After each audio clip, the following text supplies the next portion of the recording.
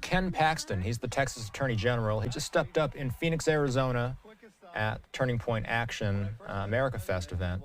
This is live. Let's listen in. This is the Texas AG. This says, "Make America Great." I gave him a little different version, and it said, in the same color, same style, it said, "Make America Texas." That's not a bad thing. So my experience, my most recent experience, a year and a half ago, I was impeached by the Texas House after just being overwhelmingly elected. And they did this without any due process. I don't think anybody suffered less due process than I had. They did it in 3 days at the very end of session over a holiday weekend. I wasn't allowed to come in with any evidence. They didn't interview any of the witnesses. They didn't swear them in. We didn't know who they were. They put a gag order on me so I couldn't respond. And they did it during a period of time after my campaign where I'd just been elected by the people of Texas overwhelmingly, when I had no money. And because of the rules during session, you can't go raise money. And I don't know if you've ever tried to hire lawyers without money. It's not very easy. And despite all that, by the grace of God and because of the amazing people of Texas, despite the fact that the politicians wanted to take me out, the establishment, I survived it, and on all 20 counts I was cleared.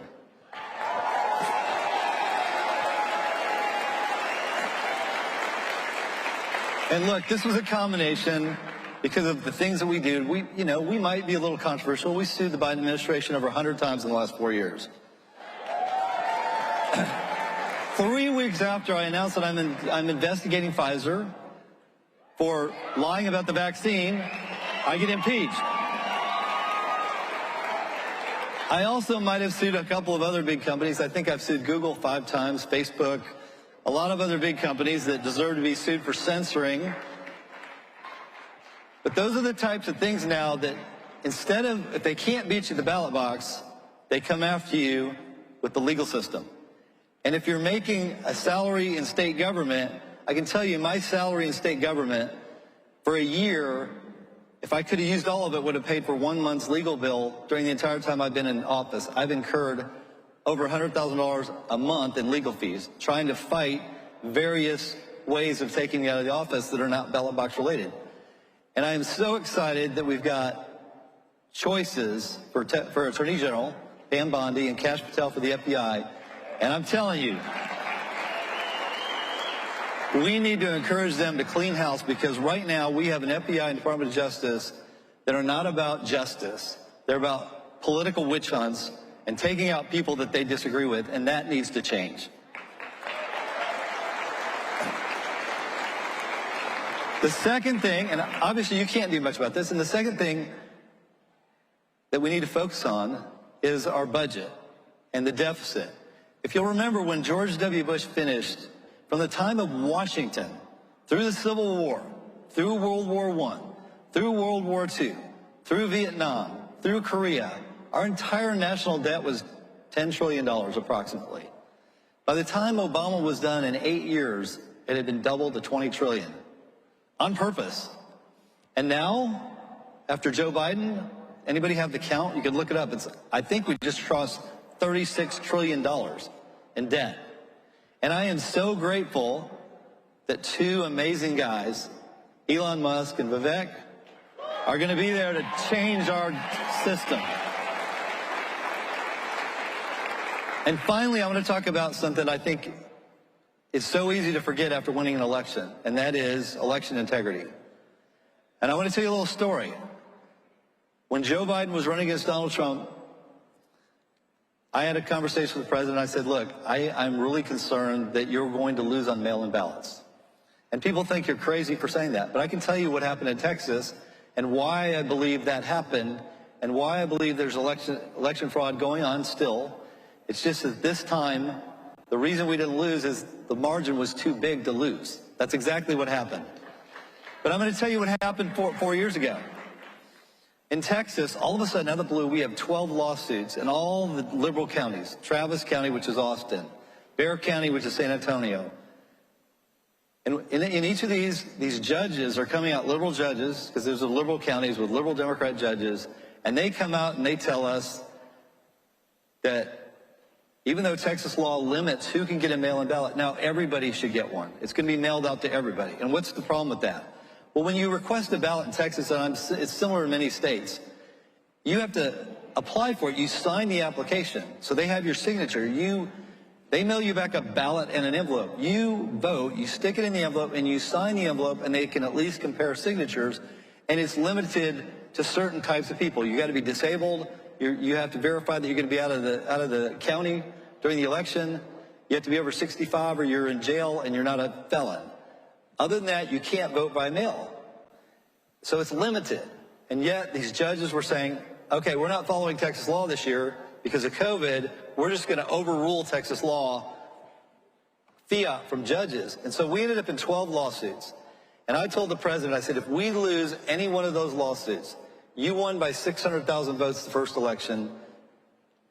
They are going to find a way. If Harris County has 7 or 8 million ballots, you're not going to win Texas. I think he was shocked by that. I'm not sure he believed me. But sure enough, we fought, and we ended up winning all 12 of those lawsuits. Yeah, it was huge.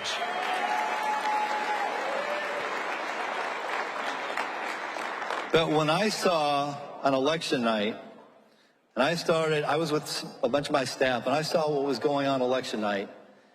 And you remember, it's the first election in my lifetime where they stopped counting votes. They stopped counting votes. That was not an accident. They needed to catch up because Trump was winning by more votes than they expected. And I went home at 10:30 when Trump was ahead in all of those states, all the battleground states, he was winning. And I told my staff, I'm going home because I know exactly what's going on here. This is over. They are going to stop counting the votes, and they're going to count mail-in ballots until they get to the right number. And sure enough, it took 3 days, but they got there. And that's the thing, if you'll remember, we ended up suing 4 of the states.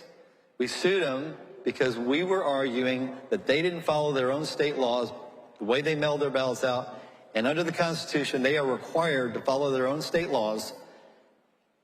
And they didn't do it. And so we sued those 4 states, and unfortunately the Supreme Court, at least 7 members said we didn't have standing, which is crazy. And we weren't able to finish that lawsuit. But the reality is, that's how they won. And this time, even though we won, I can tell you, why do you think that Joe Biden came out? He didn't wait a month. He didn't wait a week. On the first day of his administration, I don't know if you all remember this, but he announced that he was no longer going to deport people who came here illegally. Why? Why is it a rush? And why would you want to publicly announce that you're not going to deport anybody, to tell the cartels?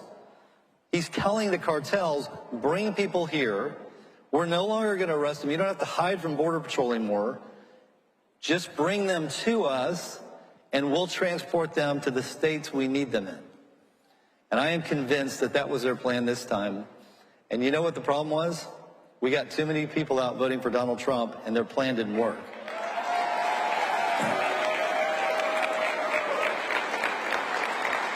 And that is a credit to so many people working. I know that my daughter came out here with this organization, with Turning Point, and I want to thank Charlie Kirk for the work that he's doing. It's amazing. It may be the best effort at attempting to affect the youth that we've ever had. But I know that my daughter came out here and she walked door to door in Arizona, even though she lives in New York, and Trump won Arizona. Trump won Arizona. I think my daughter was part of that. And it was so exciting for me, 2 days before, the Sunday before the election, I had the opportunity to meet with Elon Musk at his house for a couple hours to talk about the election. And aren't you all glad he's on our side?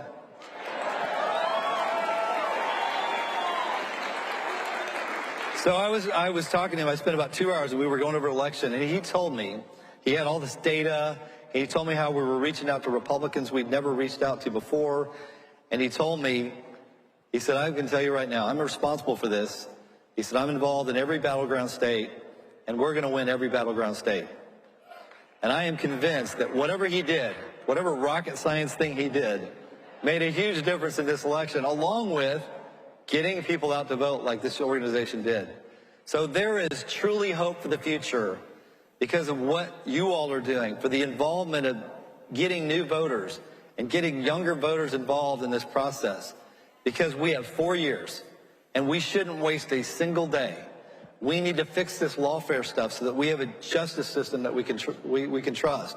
We need to balance our budget and cut our debt so that you guys are not paying the debt off for the rest of your life, and so we don't bankrupt our country. And then we need to make sure that our elections are free and fair, because if we have the opportunity to get our ideas out, we're going to win a lot of elections. So I'm going to stop right there, and I'm going to open it up for questions. And they tell me that there's a line back here somewhere, and I'll assume that these are the two lines, and I don't know what order I go in. Why don't we start over here? Good afternoon, Mr. Attorney General. My name's Duke. I live in Williamson County, Texas. All right.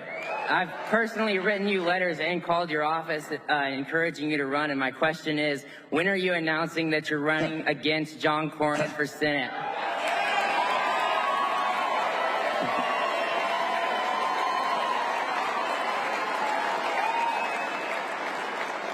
How about if I say this? Not yet. So we are definitely, I am praying about it. We are looking at that. I'm talking to a lot of people in Texas over the next couple months. Yes, sir. And ask me that question in a couple of months, and I'll have a different answer. So thank you. Let me ask this. This is like my first, I have not run a poll, so this will be my first poll. Who would want me to run? That's good. Let me just say that was a very encouraging response. Next question over here. This will be the last question. Thank you, Attorney General Paxton. My name's Brian Bidney. I'm at the Parker County Conservatives. We're glad that Glenn Rogers is out. Mike Alcott's in, and I want to thank you for everything you're doing on the border. And can you give us an update on your lawsuits with that? Okay, so our most recent lawsuit was about building the wall. Congress appropriated money for the Biden administration to build the wall, and as you might expect, he didn't do that, and he started selling off assets. So Texas sued him, me, and we finally, it took several years, but we got an injunction to stop him from doing that. However, we're back in court, and by the way, on December 23rd, the response has to come from the Biden administration, because we went back to court because we were hearing stories that the Biden administration was selling off assets that they were not supposed to sell. We will find out, because the Department of Justice on December 23rd, which is my birthday, has to come in and answer that question. So we will find out. So I am told that was the last question. Thank you. God bless you for everything that you're doing. Bye. Thank you.